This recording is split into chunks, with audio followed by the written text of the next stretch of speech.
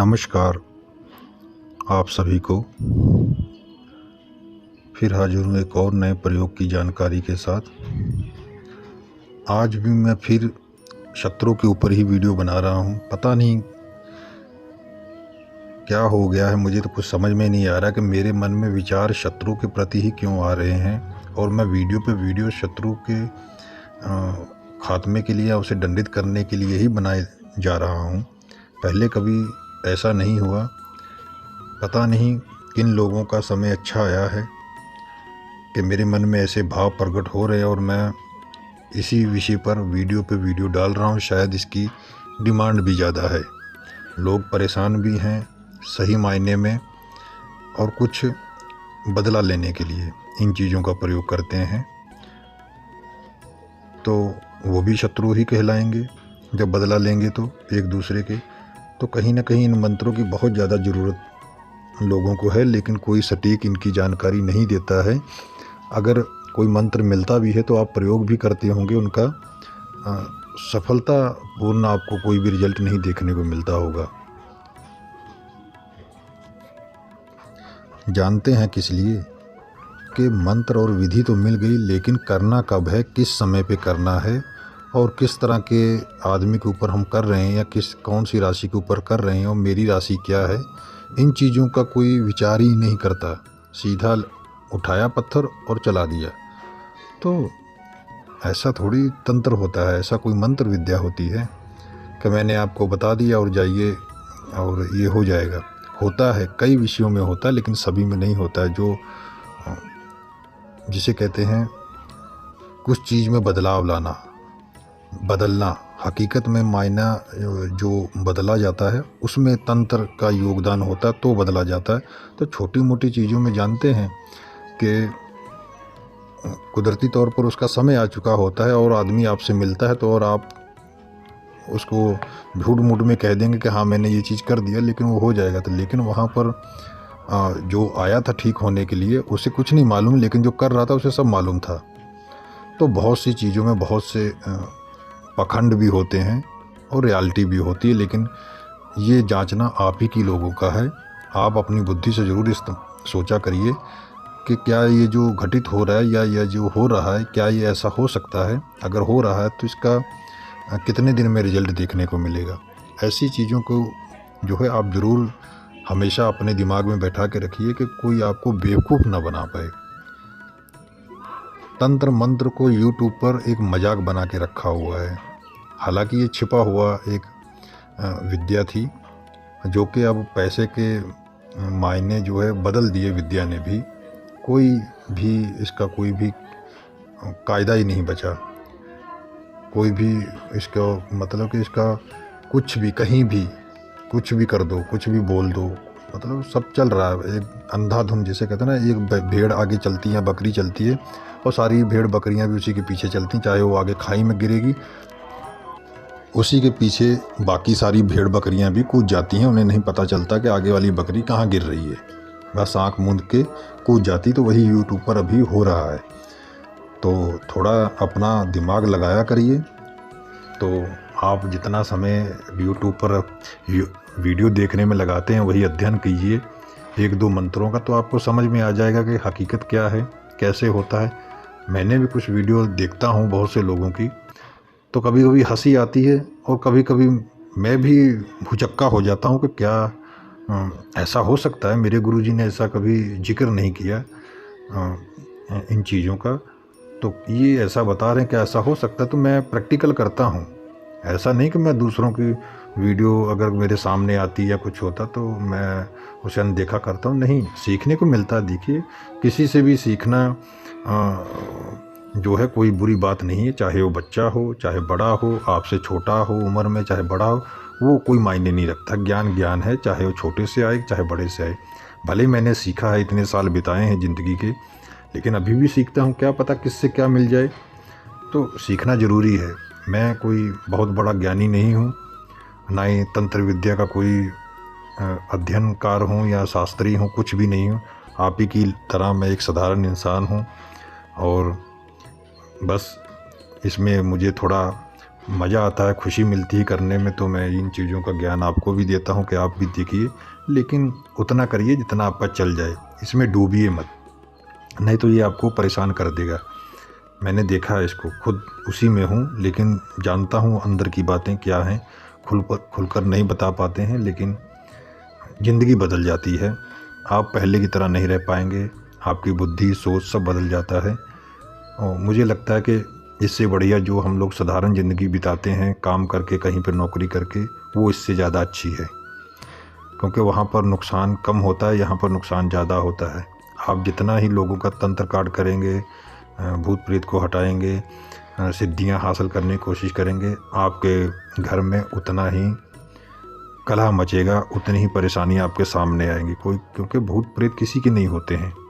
जब तक आप ताकतवर हैं तब तक वो आपके अधीन है, जहाँ आप कमज़ोर पड़ेंगे वो आपको भी नहीं छोड़ेंगे, भले आपने उनको कैसे भी हासिल किया हो, वो मायने नहीं रखता है।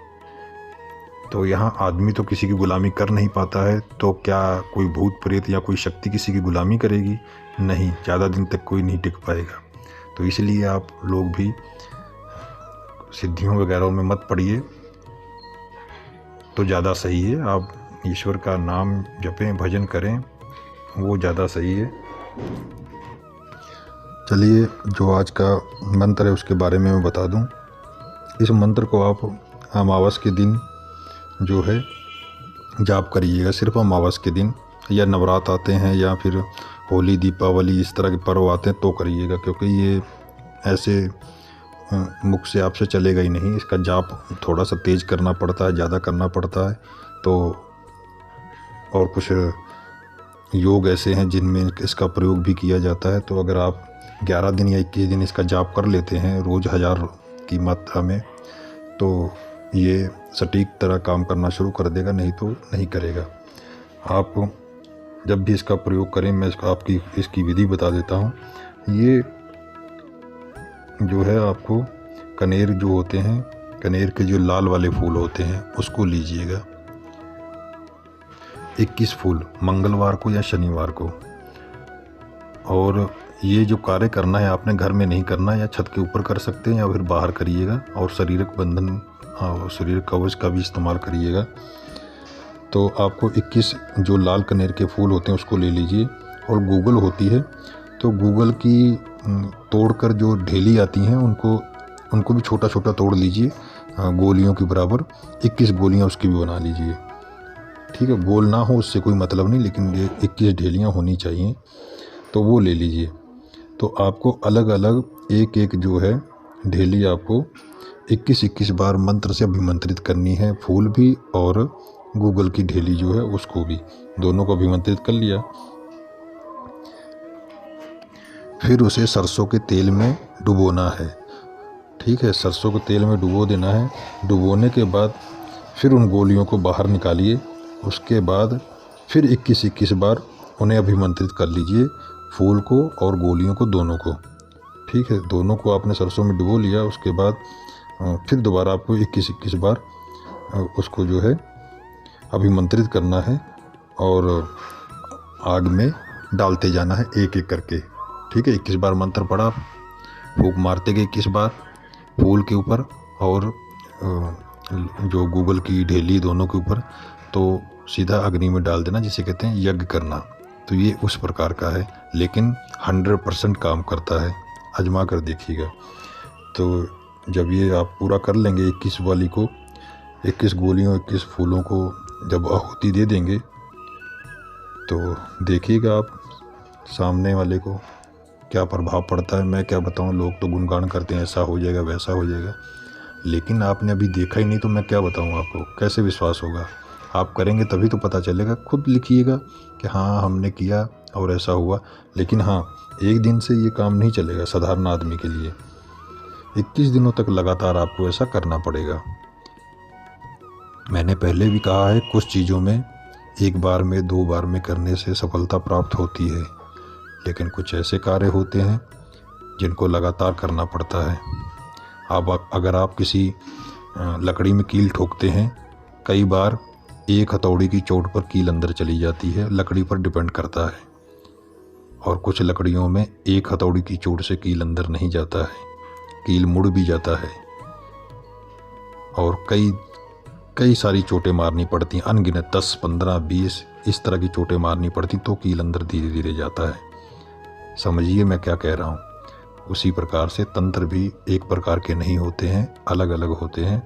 कईयों में ज़्यादा जाप करना पड़ता है, ज़्यादा बार प्रयोग करना पड़ता है, कईयों में कम। तो ये स्थिति के ऊपर है, पोजीशन के ऊपर है और कार्य किस प्रकार का है उसके ऊपर निर्भर करता है। तो मैंने आपको सटीक जानकारी दी है। मंत्र इसी वीडियो में है, देख लीजिएगा। जहाँ पर अमुक शब्द आया है वहाँ पर आपको उसका नाम बोलना है। अगर फ़ोटो है तो देख कर करिएगा, फ़ोटो नहीं है तो अमुक पुत्र अमुक ऐसा बोलना है, तब आप करिएगा। 100% आपको कामयाबी मिलेगी और देखने को रिजल्ट मिलेगा। भूल जाइए यूट्यूब पर जो अलग अलग प्रक्रियाएं बताते हैं, आप उनको भी प्रयोग करके देखिए और मेरे बताए हुए भी करिए। दोनों का विश्लेषण करिए, अलग अलग आदमियों के, आपको खुद ही समझ में आ जाएगा मेरी व्याख्या में और दूसरों की व्याख्या में क्या अंतर है, मेरा बताना कैसा है और दूसरों का बताना कैसा। मैं उनको गलत नहीं कहता हूँ, लेकिन जो विवरण होता है करने का, मैं उसे कुछ अलग ढंग से पेश करता हूँ कि सही तरीके से समझ में आए। और कुछ बातें ऐसी बताता हूँ जो दूसरे नहीं करते हैं, लेकिन मैं समझता हूँ उन चीज़ों का भी आपको जानकारी होना चाहिए। तो आशा करता हूँ कि इस जानकारी से आपको ढेर सारा लाभ मिले और इस प्रयोग से, मंत्र से भी आपको कामयाबी मिले, आपके हाथ में गुण आ जाए। कभी आपको इसकी ज़रूरत पड़े तो आप इसका प्रयोग कर सकते हैं। इसको लिख लीजिएगा और याद भी कर लीजिएगा। और जितने भी मंत्र मैं बताता हूँ उनको महीने में, 2 महीने में रिपीट करते रहिए कि उनकी ऊर्जा बनी रहे, तो वो कार्य भी अच्छा होता रहता है। ये नहीं कि आपने एक बार किया, सिद्ध करके छोड़ दिया, बस हो गया। नहीं, कई मंत्रों को धार लगानी पड़ती है। जैसे चक्कू होता है ना, तो धार ज़्यादा दिन काम नहीं करती जब ये जितना यूज़ करते हैं, तो वैसे ही मंत्र भी हैं। सबकी अलग अलग प्रक्रियाएँ, विधि हैं। समझा करिए, अपनी बुद्धि का इस्तेमाल करिए, सुनी सुनाई बातों में मत जाया करिए, अध्ययन करिए। प्रैक्टिकल करेंगे तभी तो समझ में आएगा। बड़ाई करने से कुछ नहीं होता है। बड़ाई तो तब मायने रखती जब आपको उसका जो बताया गया है आप उसमें उतरिए पूरे ढंग से, तो समझ में आएगा कि हाँ वाकई आपने मेहनत भी की, तभी आपको परिणाम भी मिलेगा। क्या पता उससे ज़्यादा मिले, हद से ज़्यादा मिले। तो सबका अपना अपना नज़रिया है करने का। तो आज्ञा दीजिए, फिर मिलेंगे किसी ऐसी ही जानकारी के साथ। तब तक के लिए नमस्कार।